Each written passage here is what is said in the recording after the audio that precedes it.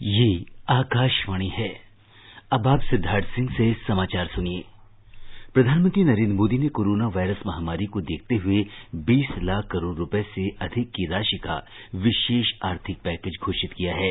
उन्होंने कहा कि इस पैकेज से देश की आबादी के हर वर्ग को राहत मिलेगी। इस पैकेज का विस्तृत ब्यौरा अगले कुछ दिनों में वित्त मंत्री द्वारा घोषित किया जाएगा। कोरोना संकट से जुड़ी जो आर्थिक घोषणाएं की थी, आज जिस आर्थिक पैकेज का ऐलान हो रहा है उसे जोड़ दें तो ये करीब करीब 20 लाख करोड़ रुपए का है। ये पैकेज भारत की जीडीपी का करीब 10% है। इन सबके जरिए देश के विभिन्न वर्गों को, आर्थिक व्यवस्था की कड़ियों को 20 लाख करोड़ रुपए का संबल मिलेगा, सपोर्ट मिलेगा। कल रात राष्ट्र को संबोधित करते हुए प्रधानमंत्री ने कहा कि कोविड-19 के बाद भी दुनिया में आत्मनिर्भर भारत बनना जरूरी है। उन्होंने इस बात को रेखांकित किया कि भारत की आत्मनिर्भरता अर्थव्यवस्था, ढांचागत क्षेत्र, तंत्र, जनसांख्यिकी और मांग पर आधारित होगी। आत्मनिर्भर भारत की ये भव्य इमारत 5 पिलर्स पर खड़ी होगी। पहला पिलर इकोनॉमी, एक ऐसी इकोनॉमी जो इंक्रीमेंटल चेंज नहीं बल्कि क्वांटम जंप लाए। दूसरा पिलर इंफ्रास्ट्रक्चर, जो आधुनिक भारत की पहचान बने। तीसरा पिलर एक ऐसा सिस्टम जो 21वीं सदी के सपनों को साकार करने वाली टेक्नोलॉजी ड्रिवन व्यवस्थाओं पर आधारित हो। चौथा पिलर हमारी वाइब्रेंट डेमोग्राफी, हमारी ताकत है। पांचवा पिलर डिमांड और सप्लाई चेन का जो चक्र है, जो ताकत है, उसे पूरी क्षमता से इस्तेमाल किए जाने की जरूरत है। प्रधानमंत्री ने जोर दिया कि आत्मनिर्भरता वैश्विक प्रतिस्पर्धा के लिए आवश्यक है। उन्होंने कहा कि कोरोना महामारी ने हमें स्थानीय बाजारों और स्थानीय आपूर्ति प्रणाली का महत्व दिखा दिया है। कोरोना संकट ने हमें local manufacturing, local market, local supply chain, इसका भी महत्व बराबर समझा दिया है। संकट के समय में लोकल ने ही हमारी डिमांड पूरी की है। लोकल सिर्फ जरूरत नहीं बल्कि हम सबकी जिम्मेदारी है। समय ने हमें सिखाया है कि लोकल को हमें अपना जीवन मंत्र बनाना ही होगा। इसलिए आज से हर भारतवासी को अपने लोकल के लिए वोकल बनना है। न सिर्फ लोकल प्रोडक्ट्स खरीदने हैं बल्कि उनका गर्व से प्रचार भी करना है। प्रधानमंत्री ने महामारी की गंभीरता का उल्लेख किया, जिससे दुनिया भर में 42 लाख लोग संक्रमित हो गए हैं और 3 लाख से अधिक लोगों की मृत्यु हुई है। प्रधानमंत्री ने कहा कि पूरी दुनिया इस वायरस के खिलाफ जीवन की लड़ाई में लगी है। प्रधानमंत्री ने कहा कि भारत में आपदा को एक अवसर में परिवर्तित किया है।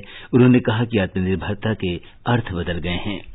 विश्व अब मानवता केंद्रित वैश्वीकरण की ओर उन्मुख हो गया है। इसको लेकर प्रधानमंत्री ने विश्वास व्यक्त किया कि भारत अब नेतृत्व कर सकता है। प्रधानमंत्री ने भारत की क्षमताओं और मानव शक्ति में भरोसा व्यक्त किया। उन्होंने कहा कि भारत नई मांग आपूर्ति श्रृंखला स्थापित करेगा, बेहतर उत्पाद निर्मित करेगा और वैश्विक आर्थिक सुधार में अग्रणी भूमिका निभाएगा। प्रधानमंत्री ने प्रवासी श्रमिकों, कामगारों और महामारी का सामना कर रहे अन्य लोगों के त्याग और प्रतिबद्धता की सराहना की। पूर्णबंदी के चौथे चरण का उल्लेख करते हुए उन्होंने कहा कि लॉकडाउन 4 के बारे में 18 मई से पहले अवगत करा दिया जाएगा।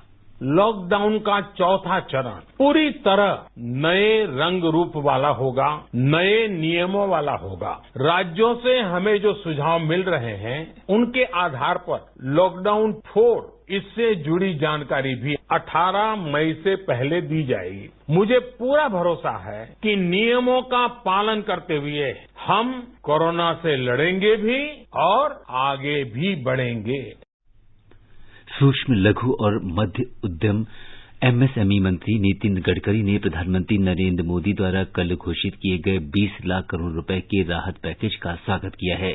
उन्होंने कहा कि इस ऐतिहासिक पैकेज के जरिए प्रधानमंत्री ने सूक्ष्म, लघु और मध्य उद्यम, ग्राम और कुटीर उद्योग क्षेत्र की आकांक्षाएं और जरूरतें पूरी की हैं।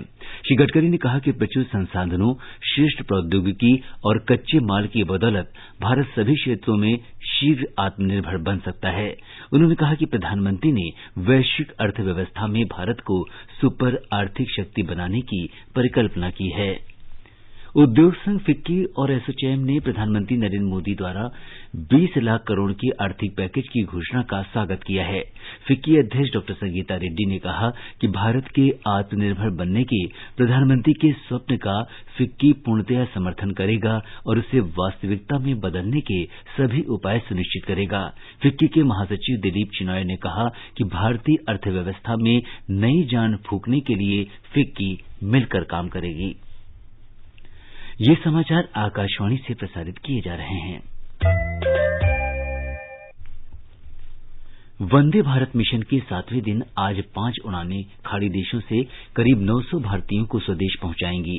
दुबई से एक उड़ान दिल्ली और दूसरी उड़ान अमृतसर पहुंचेगी। दिल्ली पहुंचने वाली उड़ान से 241 यात्री और अमृतसर पहुंचने वाले विमान से 178 भारतीयों के स्वदेश पहुंचने की संभावना है। कुवैत से 2 उड़ानें कुल 330 यात्रियों के साथ अहमदाबाद और कोझीकोड पहुंचेंगी। जेद्दाह से कालीकट पहुंच रही उड़ान से 149 यात्री स्वदेश आ रहे हैं। आज दिल्ली पहुंचने वाली एक अन्य उड़ान को परिचालन संबंधी कारणों से कल के लिए स्थगित किया है। ढाका से 169 मेडिकल विद्यार्थी एयर इंडिया की उड़ान A11242 से केंद्र शासित प्रदेश जम्मू कश्मीर में श्रीनगर अंतर्राष्ट्रीय हवाई अड्डे पहुंच गए हैं। आव्रजन, सीमा शुल्क, थर्मल स्क्रीनिंग और अन्य औपचारिकताओं की स्वघोषणा के बाद सभी विद्यार्थी सरकारी बसों से अपने जिलों के लिए रवाना हो गए। इन सभी को 14 दिन की क्वारंटीन में रखा जाएगा। मालदीव से भारतीयों को स्वदेश लाने का दूसरा चरण 15 मई से शुरू होगा। आईएनएस जलाश्व मालदीव में फंसे लगभग 700 भारतीयों को माले बंदरगाह से लेकर दोबारा कोच्चि आएगा। इस जहाज में केवल केरल और लक्षद्वीप के निवासी ही सवार होंगे। एयर इंडिया मालदीव से अन्य राज्यों के भारतीयों को लेकर आएगा। ये उड़ानें नई दिल्ली, बेंगलुरु, मुंबई और चेन्नई के लिए होंगी। स्वास्थ्य मंत्री डॉक्टर हर्षवर्धन ने कल हिमाचल प्रदेश, उत्तराखंड, जम्मू कश्मीर और लद्दाख से कोविड-19 प्रबंधन के संबंध में बातचीत की और महामारी से निपटने की तैयारियों की समीक्षा की। उन्होंने बताया कि संक्रमित व्यक्तियों के दोगुना होने की गति पिछले 14 दिन पहले 10.9 थी, जो सुधरकर पिछले 3 दिन में 12.2 हो गई है। डॉक्टर हर्षवर्धन ने कहा कि जांच क्षमता बढ़कर 1 लाख जांच प्रतिदिन हो गई है। हम 1 लाख टेस्ट प्रतिदिन करने की जो हमारी कैपेसिटी, जिसको हम 31 मई तक बिल्ड करना चाहते थे, वो हम ऑलरेडी बिल्ड कर चुके हैं। और इस समय हमारी 347 गवर्नमेंट की लैब्स और 137 प्राइवेट लैब्स, यानी ये कुल मिला के 484 लैब्स हम इस समय पूरे भारत के अंदर में ये टेस्टिंग कर रहे हैं। गुजरात में कल 362 लोगों में कोरोना संक्रमण पाया गया। राज्य में कोरोना संक्रमित लोगों की संख्या अब 8,904 हो गई है। स्वास्थ्य विभाग की प्रधान सचिव डॉक्टर जयंती रवि ने बताया कि राज्य में छुट्टी मिलने वाले मरीजों की दर में 4% का सुधार हुआ है। कल लगभग 466 मरीजों को विभिन्न अस्पतालों से छुट्टी मिल गई है। इस बीच राज्य में औद्योगिक गतिविधियों में तेजी आ रही है। जम्मू कश्मीर में कोविड-19 के संक्रमण के कल 55 नए मामले दर्ज किए गए, जिससे संक्रमित लोगों की संख्या बढ़कर 934 हो गई है।